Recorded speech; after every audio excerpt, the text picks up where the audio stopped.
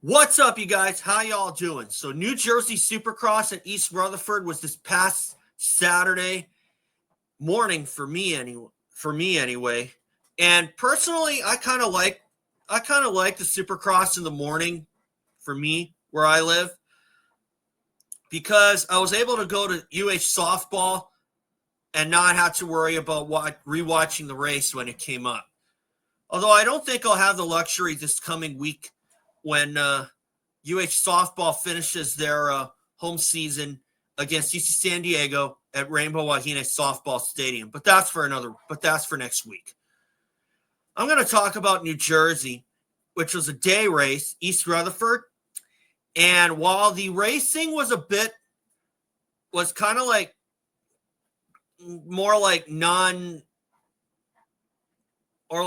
non-significant or non-exciting or whatnot, but still, regardless, the title chase in the 450 class has seen Chase Sexton win for the second race in a row. I'm going to get to that a little bit, but I'm going to start with the 450 class.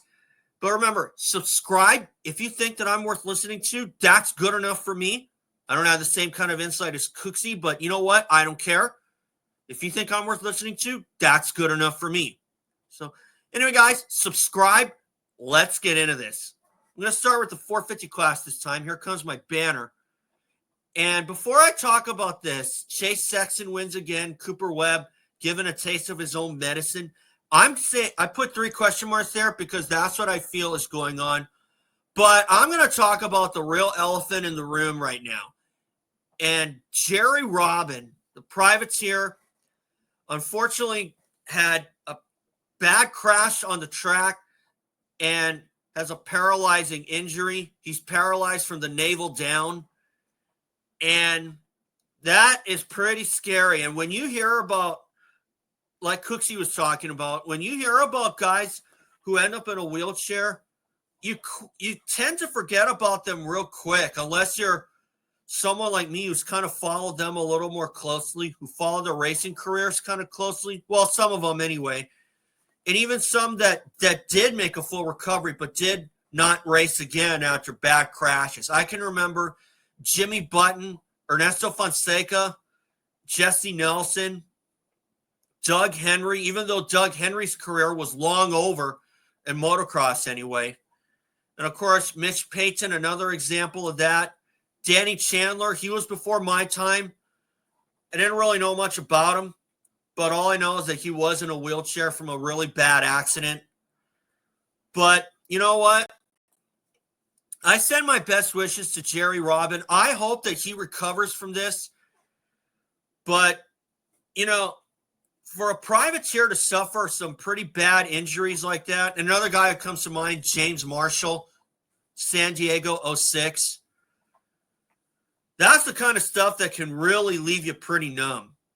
Just ask Brian Deegan when it was freestyle motocross. Somebody else had a pretty bad accident, and I think that kind of made Deegan feel a little numb, and he ended up retiring from that. And now he runs the Deegan YouTube page, one of them or one of the runners of that page for sure. And, you know, props to him too, because he really made the most of it after racing kind of didn't work out for him. But still, back to Jerry Robin. Oh, man, that's the kind of stuff, like I said, that can leave you really numb. As soon as I heard that he was paralyzed, I was pretty taken aback. But that's not going to stop me from riding anytime soon unless I decide to on my own terms. And personally, for me, I don't want a bad injury like that to say that riding for me is officially over. But that's the risk that we take whenever we ride a dirt bike. That's for sure. I mean, I don't go the same speed as they do. And some of us do try, at least in Hawaii anyway. But obviously, if we go over there, we're going to get smoked for sure, even by privateers. Because obviously the track that I ride at is too expert-like. That's kind of why I stopped racing. But, you know, I'm kind of glad I did because I just wasn't really liking it all that often. Plus, I did have a dislocated shoulder. and on an accident that I felt could have been prevented. But anyway, as far as Jerry Robin goes, like I said, I hope that he recovers and hopefully that he'll make a full recovery like Jimmy Button did. But the problem is for Jimmy Button, when he had his bad crash at San Diego 2000, doctors had to inject a lot of steroids into his body that had weakened his bones, and he never raced again. And when I heard that Jimmy Button was going to make a full recovery, I thought, okay, maybe he'll be back next year. But he never raced again. And at that time, it was 2000. I was 12 years old at that time. I really didn't know that. I wasn't really familiar with those kinds of injuries. I'm so used to guys coming back from arms, knees, legs, maybe even the occasional concussion if it was that bad. But you know what? With medicine today, Jerry Robin might have an outside shot at making a full recovery, but you just never know. That's the thing. So, best wishes to Jerry. Hope he makes a full recovery. But you just never know. Now to the racing. Chase Sexton wins again. And I can honestly say I'm starting to see a bit of a similar thing that Chad Reed did in 2003 when he won out the final 6 events. The problem is, though, the difference there is that Chase Sexton has a more legitimate shot at the title than Chad Reed did, which is unfortunate. But at the time, like I was talking about in a prior video, at the time when Chad Reed won out the final 6 events of 2003, the only factory riders out there were Ricky Carmichael, Ernesto Fonseca, and Sean Hamblin, and a bunch of B-level privateers or factory supporter riders like Keith Voss, Keith Johnson, and Ryan Clark. So that leads me to think that if Chase Sexton wins this title and he wins out the final 4 races, or if he doesn't win this title, I should say, but he wins out, if Chase Sexton doesn't win this title, he could possibly wish for other guys like Jason Anderson, maybe to a point Eli Tomac or other guys to be back out there and maybe even get between Cooper Webb and make this a little easier for him.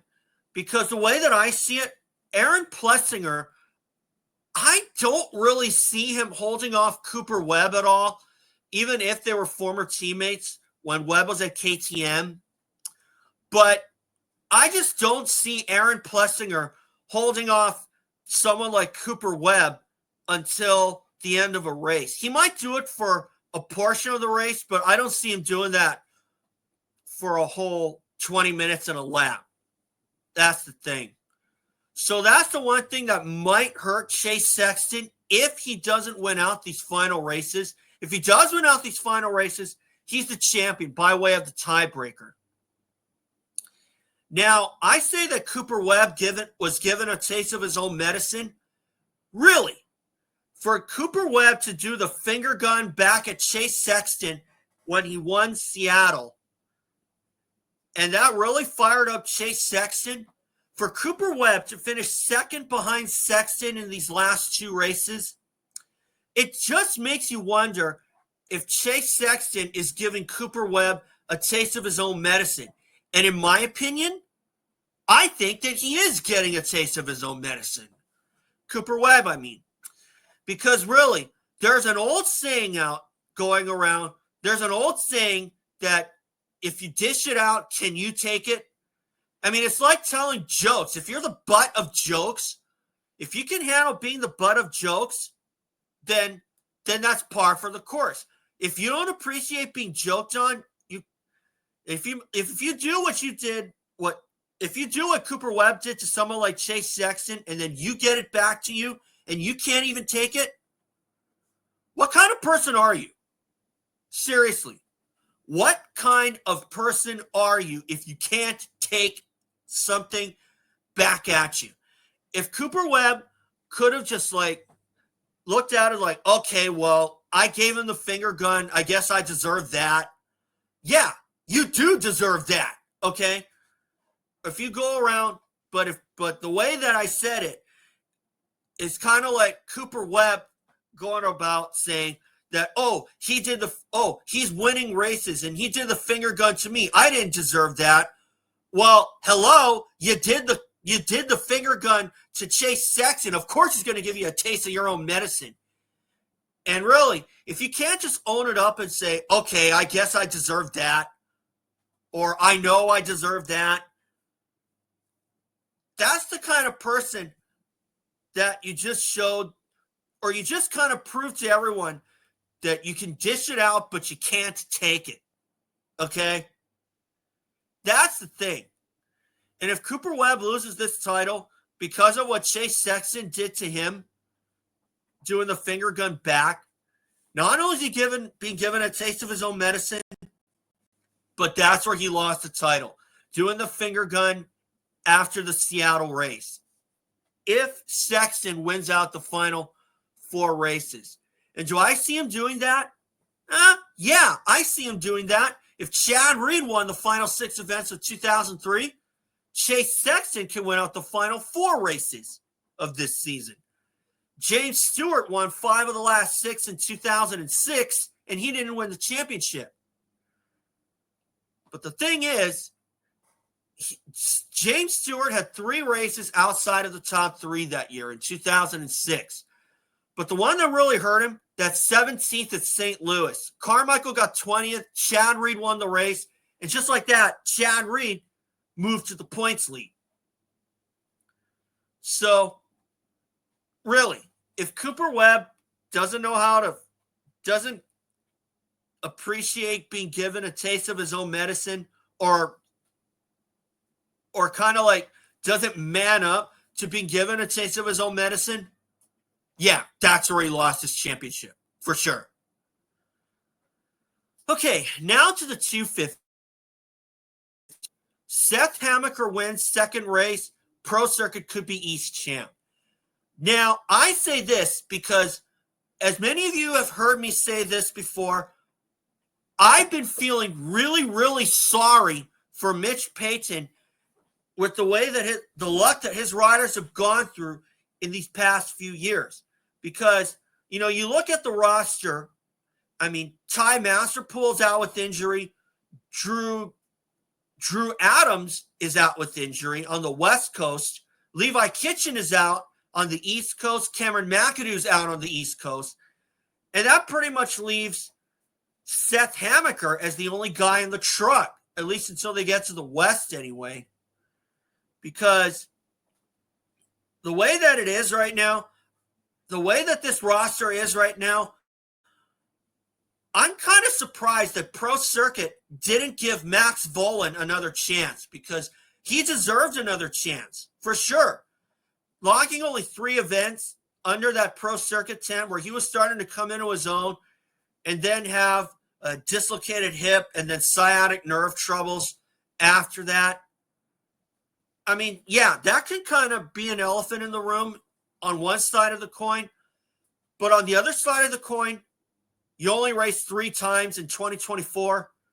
You deserved another chance. And everyone deserves a second chance, for sure. And you know what they say? He's a kid. He deserves a second chance. Max Vohland's a kid. He deserves a second chance. Or he deserves a second chance with Pro Circuit. But quite often, now this happens a lot more than normal, but quite often when you're given that chance, you don't perform, and then you got to earn another one back. But to be perfectly honest, I see that as a bit of an injustice. And what Max Vohland went through was a bit of an injustice.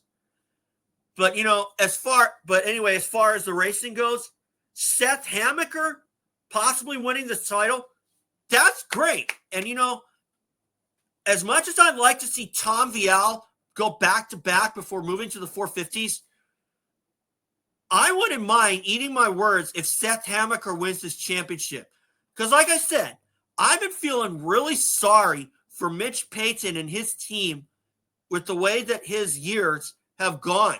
He hasn't had a title since Justin Hill won the West title in 2017. That's a long time for Mitch Payton to wait for a title. And for a rider, for a team boss like Mitch Payton, to have so many guys out with injury, it just makes you wonder, like, if the guys are eating the same food, or if they're just going through a bad luck spell, or if it's really the bike. But obviously, from a fan standpoint, you can't tell if there's something wrong with the bike unless you visibly see it, like if it's smoking or whatnot.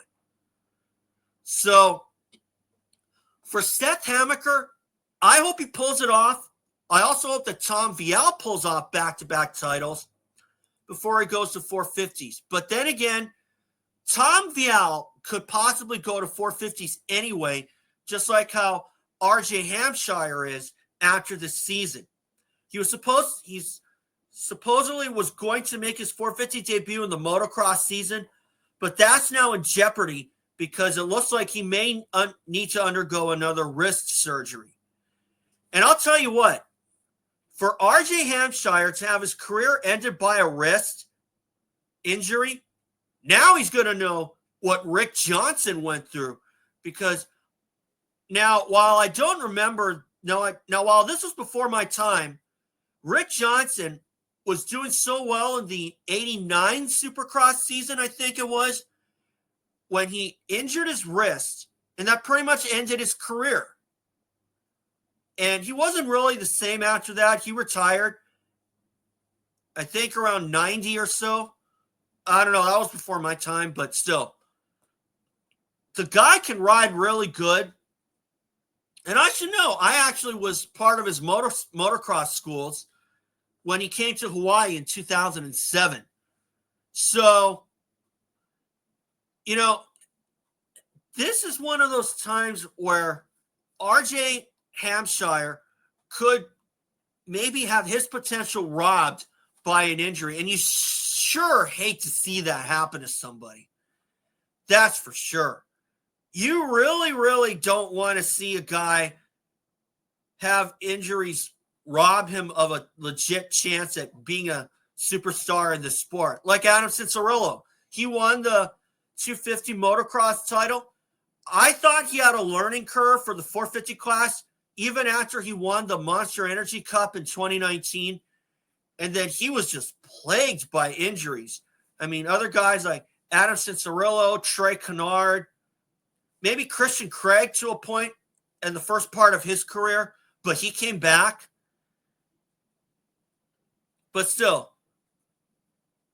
Seth Hammaker was kind of going down a similar road, or was put down a similar road, when he had to take a break from the series after like one or two races. Because supposedly, like Cooksey was saying, he was at the goat farm and they ran his body down so hard that he had chronic fatigue or something like that. Or maybe he had that beforehand. I'm not sure.